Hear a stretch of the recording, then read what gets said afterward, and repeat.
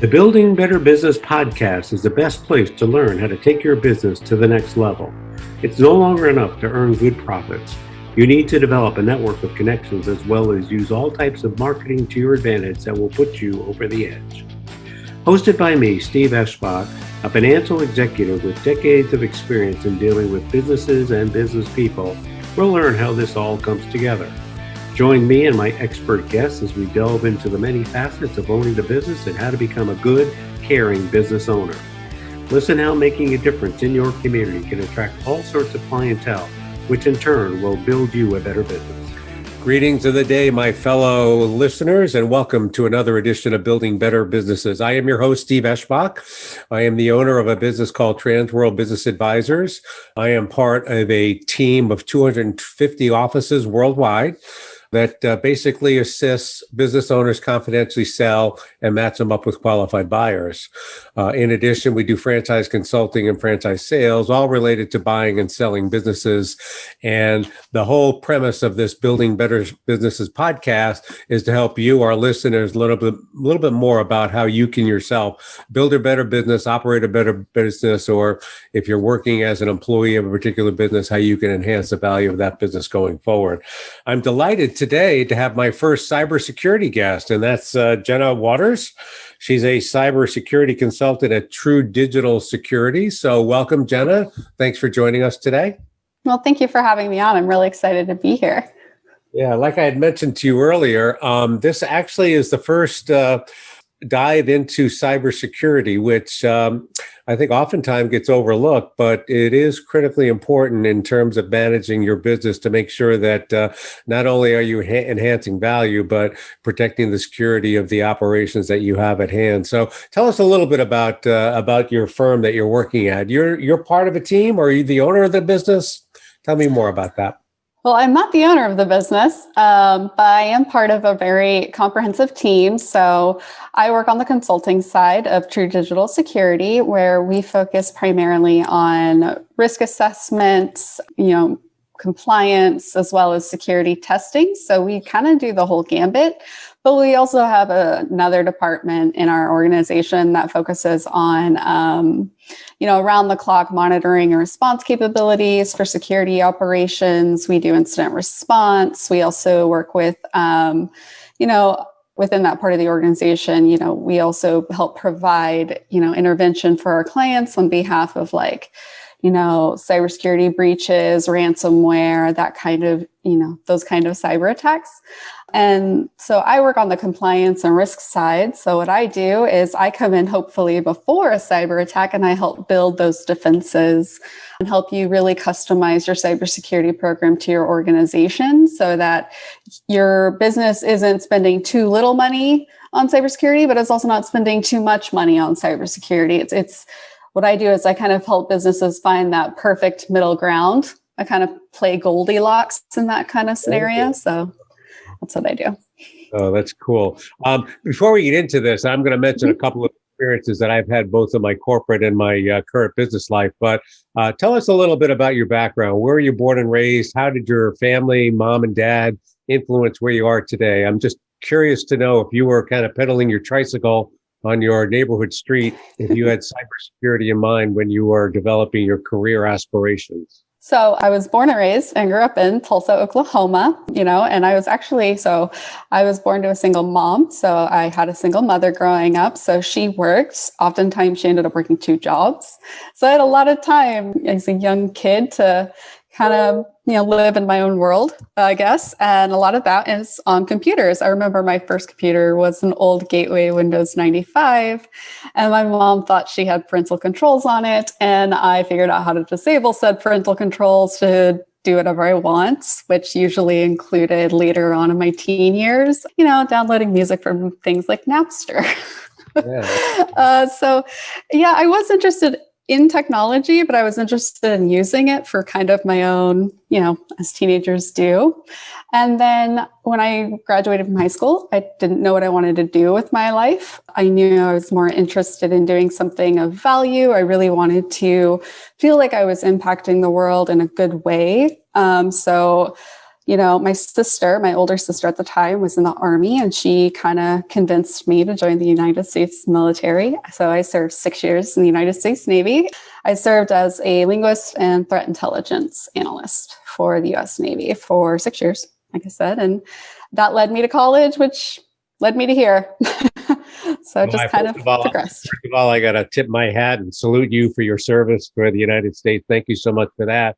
One thing I will say, and I have experience in over the many business opportunities that I've worked with in the past, is that the military is a very good place to learn a lot about discipline. Am I right? Oh, yes. Yes, absolutely. Because, I didn't have much of the personal self-discipline beforehand. And now I find myself, I still do things like fold my laundry. Yeah. And my son went to a military school. He went to Virginia Tech. And while they had very strong disciplines about upkeep of your room and whatnot, he thought of ways that he could avoid having to fix up the messes that were caused by his fellow students. But we won't get into that right here. The one thing I wanted to mention to the audience here is that my corporate background included working with a multi-state regulated utility that up until around 2012, believe it or not, had not even had cybersecurity in their top 10 lists of strategic planning items. And as you can well imagine, if you are the owner operator of a publicly traded company that owns 6 utilities in 6 different states, you can imagine the data breach that is possible with, customer information like that. And I know toward the tail end of my career at the holding company, Integris Energy Group, cybersecurity bubbled up to be one of the top 10 strategic initiatives because that became so vulnerable. Tell me about your experience. How has cyber threats, and I've had my identity personally stolen 3 times in my life, how has cybersecurity threats changed to the point where it's almost a regular occurrence that you have to monitor it? Give me a little description of that over the past few years. So over the past few years, we like in the cybersecurity industry to sort of relate our job to just one big game of whack-a-mole. And that's how it's been for a very long time. It's hopefully once we tackle one incident, there's another, and then there's another. And then there's another trend in my industry that we're slowly getting over this hump of a trend, but it's where we have to capitalize on every incident that occurs. And that's when we can get the business to invest. And that's when we can, really hammer home how this is a value added kind of function for a business. And over the last few years, what we've really seen in terms of growth of, cybersecurity threats is kind of that targeting of smaller businesses, of medium-sized businesses. It's no longer big banks. It's no longer, big hospitals. It's the smaller ones. It's the ones they know that they can go in and, commit a ransomware attack or, a third-party supply side attack, and they can get money out of it or extort money for data. And so it's always been financially driven. It's just now, instead of going straight to the money source, what they're doing is they're going in and they're going to these businesses where they can go, hey, I know you want your data. Your data is incredibly valuable to you because you need it to operate and continue to operate. How about you give me $3 million in Bitcoin and I'll give you back your data? And then they'll come back later, about maybe a year later, 2 years later, 6 months later, with the data they've now exfiltrated that you didn't know they'd taken out of your system, and said, if you don't give me more money, I'm going to sell this on the dark web. So that's literally what we're seeing it in terms of actually extorting the owners of the business instead of going straight for the money or straight for, some form of like direct financial gain. So it's kind of evolved in that way. What's also evolved is we're starting to see it more attacks on things like you said, like utilities, critical infrastructure. And I think also what's changed in the threat landscape is people are feeling it more. Like you said, you suffered from identity theft a number of times. I know I've suffered from it once or twice, but now it's no longer identity threat. Now it's, I can't get gas in my car. It's, well, are they going to, meat prices are now soaring because they hacked a meat plant. Like, people are feeling it in their everyday lives. And I think businesses, big or small, are starting to see that, IT isn't just a part of your business. Nowadays, IT is the business. Because for your business, regardless of your industry, for the most part, to really grow and to really become more mature and hopefully take on, more profitability in different areas, you need IT. Well, if you have IT, you need cybersecurity because every IT system is vulnerable and every IT system within any industry has its threats that are associated with it. And that's really kind of how it's just kind of spawned into this almost media frenzy, it seems like, at least lately. So you mentioned that small to medium-sized businesses are becoming more and more the target of cyber security threats and attacks. So tell me a little bit about True Digital. What type of client do you have? And if you're meeting a client for the first time, what are like the first 3 questions you need to ask to see if they are extremely vulnerable to being attacked cyber-wise? So, True Digital Security, like I said, I'm really kind of like, I work in that consulting space, the compliance space. So my job is to go into an organization and is to either assess them for compliance. I do a lot of PCI financial assessments, or to help look at their gaps in security and in their security program and say, here's where your vulnerabilities are. Here's where your threats are. These are your core risks. And what we really do is we like to come in and we'd like to holistically evaluate an organization. So what that means is we're not evaluating just the organization on just their security program. Because a lot of people think security program, okay, that's techie stuff. That's, people in front of a computer typing away. And I have done that. I like doing that, but it's not just that. It's also user education and awareness. It's also leadership buy-in. It's also physical security. I mean, think about it. Colonial Pipeline hack, that's a physical security issue as much as it is a corporate IT issue. So it's looking at it from, personnel, insider threats. Okay, what about nation state threats? What about financial threats? It's looking at it in a holistic, real world way and saying, what ones do you need to prioritize based on your industry, based on, the size of your organization, and then also based on your 5-year goals, your 10-year goals.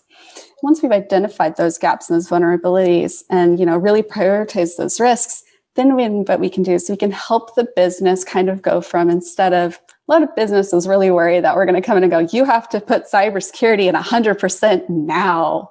No, what we come in and we say, okay, let's prioritize this chunk for this year because these are your big threats. You have a big threat of ransomware, or if you're a natural gas company, you have a big physical threat that you have to take care of because you have all these like pipelines. So what we do is we say, okay, let's do those this year. Let's get you 10% better this year. Okay, next year, now we have KPIs. Now what we can do is we can look at and evolve you in ways in terms of like metrics so that you can actually measure how we're improving in terms of like, what risks have we mitigated last year? What risks have we mitigated this year? And instead of becoming a reactive program where we react to an incident every time it happens and hopefully capitalize on it, instead we're proactive. Every year we help those businesses be able to go to their leadership and say, here's what we invested last year. Here's the value add based on what we saw in terms of trends and the environment and threats and attacks that are happening. And here's what didn't touch us. And here's where we can save you money. Also, here's what we need to address. We can actually be proactive. We can go to leadership, ask for investment, and do so in a way that is, that touches the business. They understand why you're doing it. They understand there's a return on investment at the end of the day. You mentioned some key buzzwords that I have heard, and I'm not, no disrespect intended here, but KPIs, key performance indicators. Now, there are key performance indicators, of course, with financial performance, operational performance, and it is interesting and not too surprising to know that KPIs also exist in the cyber security monitoring. And you and I both know, and many of our listeners have to know, that these things are changing all the time. And if you're doing that whack-a-mole game and you finally hit one, well, sure enough, another one's going to pop up that you didn't think of. So it has to be a constant thing. Is that like a quarterly review, an annual review? How do you recommend your clients monitor that? So I like to think about it in terms of layers. So how do you monitor those KPIs? You have your daily monitoring. So like I said, cybersecurity operations, there is a big tech side to it. That's your monitoring, that's your logs, your IT audit logs. That's looking at your information systems. You know what that baseline is of how your organization's information systems operate. And on a daily basis, you can kind of see the trends of what users do, what your email looks like. You can see those trends. And that monitoring enables you to go and identify very quickly when an attack or incident is occurring, because again, your system baseline. So that's your daily assessing. Then you have the quarterly. So that's going to look something, again, it's more on the techie side, but it's vulnerability scanning every quarter, making sure you're running a patch management program so that you're testing changes to your system so that you're ensuring it's not disrupting the business. And that's usually on a quarterly or monthly basis. And then on an annual basis, you should be doing things like risk assessments. You should be looking into getting, especially if you're a provider of IT systems to another business, you should be looking at getting a SOC 2 Type 2 or a PCI, certification. You should be looking at getting an annual assessment of some kind that verifies and validates for your business, especially if you want to partner with other businesses, to really say, here's where we are. We don't stink too bad. You should partner with us. And so it should be at least annually, but it also should be a everyday thing in terms of your tactical operations. That's that military coming out. Well, I love the military term because I appreciate the discipline that helps you in terms of monitoring you. I mean, everyone, business owners and employees and whatnot in general. The other thing I wanted to mention, and you brought this up, is that I think you mentioned continuing education to some extent. And I'm a professional life and health producer here in Illinois. I'm also a real estate agent in Illinois. And every 2 years, we are required by the licensing authorities to have a certain number of hours of continuing education because things change. That would probably be the same, even if it's not required for licensing. You do need to stay in touch with that on some kind of regular basis, don't you? Oh, absolutely. So this is one thing I like to hammer home with organizations, and whether you're a medium-sized business or a big business, we always talk about tools. We always talk about, managed solutions. We always talk about the biggest and brightest AI development you can have or buy. I am, by and large, a proponent of some of the greatest investments you can make in as an organization is in certified, qualified individuals to run these programs, because not only do they have the experience, they also have the qualifications behind them. And that does require, for me and for many of the people I work with, we're certified in, we have like OSCPs, which is your essentially like offensive hackers who do it for money. At like CISSP, you're certified information systems professionals, certified information systems auditors, looking at these people who, like a real estate agent, every year they go through CPEs, they maintain a certification, hiring those people who are not only invested in the job they're performing, but invested in their career as a whole and maintaining that education so that they can in turn educate the people in your organization through security awareness training, through incident response training, and so that they can make sure your systems stay secure and safe. Because it's hard to say you're an expert in cybersecurity. I probably will never say I'm an expert in cybersecurity because it changes every week. Absolutely. Well, you can be an expert to the extent that you can stay on top of the ever-changing environment that you have to deal in. So as long as you're constantly monitoring that, I think it's the best you can do, right? It is. It really is. But there are just days I'm like, I don't want to look at the news. I don't want to look at my feeds today. I'm just going to take a break and focus on work. Let's get back a little bit to true digital security. Now, we talked about how every business is vulnerable to some kind of cyber threat whatsoever. But for your company, is there a particular industry that you're focusing in? Is there a particular size that you're focusing in on? I've got to imagine that your sweet spot are those businesses that don't have the internal staff to assist them with what you and your firm specialize in. So what would be that sweet spot? What would be the average number of employees, the revenue size range? What is your industry, whatever? What is the best thing for True Digital?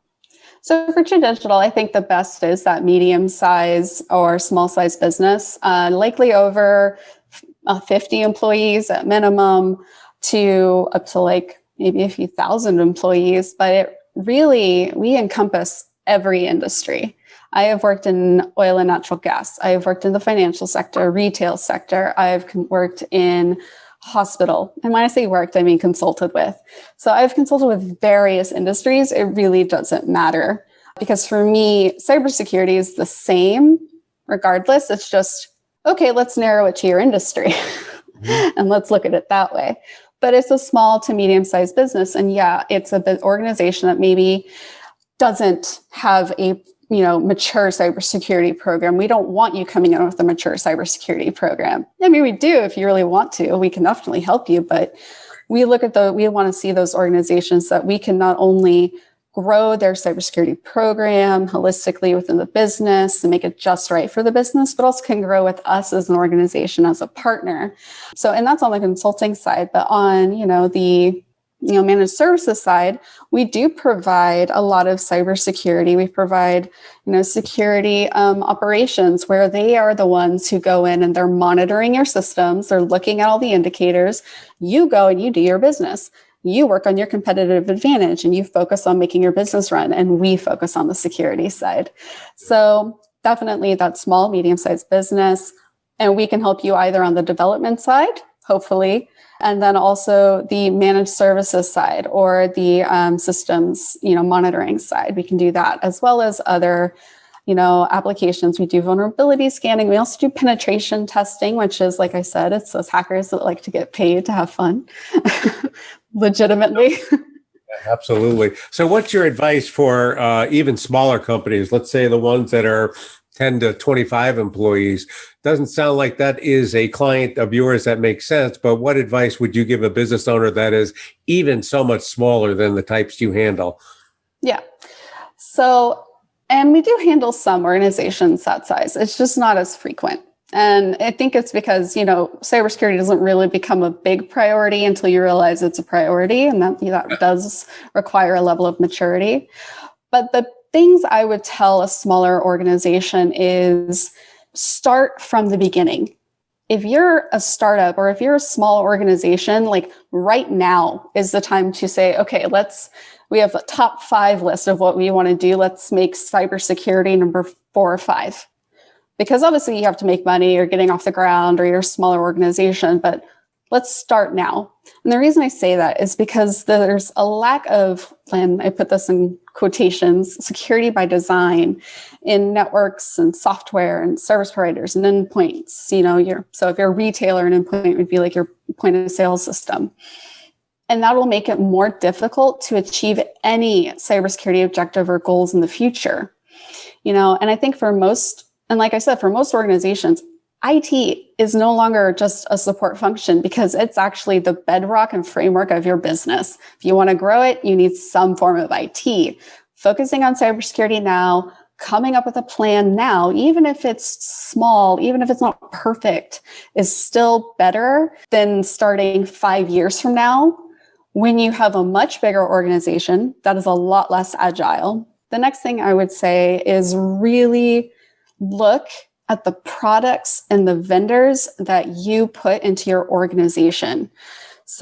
Or that you partner with for your organization. A desperate collection of add-on technology products or vendors, that can take a lot of time to manage and coordinate, and time equals money, right? And coordination equals labor, which equals money. Right. So what you want to do is you want to take the time to really vet who your vendors are, what products you use, how reputable they are in terms of cybersecurity, and make sure you're asking really good questions. Ask for a SOC 2 type 2 if it's a big organization, or if you're retail, ask for their PCI attestation of compliance. So it's payment card industry, or if you're a hospital provider, make sure you're HIPAA compliant, or that you're the businesses you're partnering with are HIPAA compliant. The last thing I would say is, don't let a lack of budget, scare you into not pursuing cybersecurity. Sometimes, again, cybersecurity for a small mom and pop shop, like a good example is like medical cannabis or, like a restaurant. So is making sure your employees have their own logins to the point of sale system. You don't use one login. Each one has their own. Each one uses their own login. And you have a way to either monitor their activity or you've hired someone to monitor their activity. Also making sure that I did this with a coffee shop once, and this was just off the cuff, but I realized that everybody used the same Wi-Fi in this coffee shop. Their point of sale system was on this Wi-Fi. Their guests are on this Wi-Fi. So I just kind of politely said, maybe separate things like that. It can be something that simple that can really save your small business a lot of heartache in the future. So bake it in from the beginning. Say, what can we do to secure our systems? And then what can we do to secure our facilities? And what can we do to secure our people? And if you look at it that way, it becomes more tangible than just cybersecurity, which is a huge, sometimes really overwhelming to people. Yeah. Sometimes boiling it down to bite-sized pieces makes a tremendous amount of sense. Unfortunately, we're at the end of our Q&A session. Is there anything during our conversation this morning that we haven't covered that you want our audience to know about? You covered quite a bit, and all of it was very, very insightful. So I appreciate that. Anything we may have missed in terms of cues, questions? So I would say that overall, I just really want to hammer home that, digital transformations, no matter what size of organization you are, it can really fuel business growth. And I really believe that because IT is now the business, taking time to develop and invest in a mature security program really enables your organization to later undertake the more complex, critical IT projects or shifts in technology in a more agile way, and really can help open your organization to more, to expanded lines of business and revenue generation without also creating high risk vulnerabilities. So the longer you wait to build a solid foundation in cybersecurity, the longer you will have to put off these projects or take advantage of any opportunities that may come your way because you've kind of hampered yourself at the beginning. So if I were to say anything to anyone, it's start now and don't be afraid to start small, and definitely feel free to outsource as you grow because there are experts out there like those of us at True Digital and other organizations more than happy to come in and help you so that you're not, again, overwhelmed by this big, giant bubble that is cybersecurity. So while cybersecurity was a new topic for me up to this point in time, the same thing, the common theme is that you got to, start with what you can, develop what you can, and then grow from there. So very excellent advice. I appreciate your insights here. And Jenna, last but not least, where can we go to find out more about you and your company? So if you want to find out about me, I am on LinkedIn at Jenna with 2 N's, Waters. And if you want to find out about my company, it is at www.truedigitalsecurity.com. I do not have any other social media platforms, just LinkedIn. Well, she's protecting herself by not going on. I guess. Well, in any event, thank you so much, Jenna, for your time, sharing your insights and advice for business owners. I appreciate that. And audience, thank you for listening in for another edition of Building Better Businesses. There's plenty more to be on the lookout for. So either go back in time, see what we've covered before, or be on the lookout for what's coming down the road. So again, thank you very much and have a good rest of the day. Jenna, thank you. Thank you.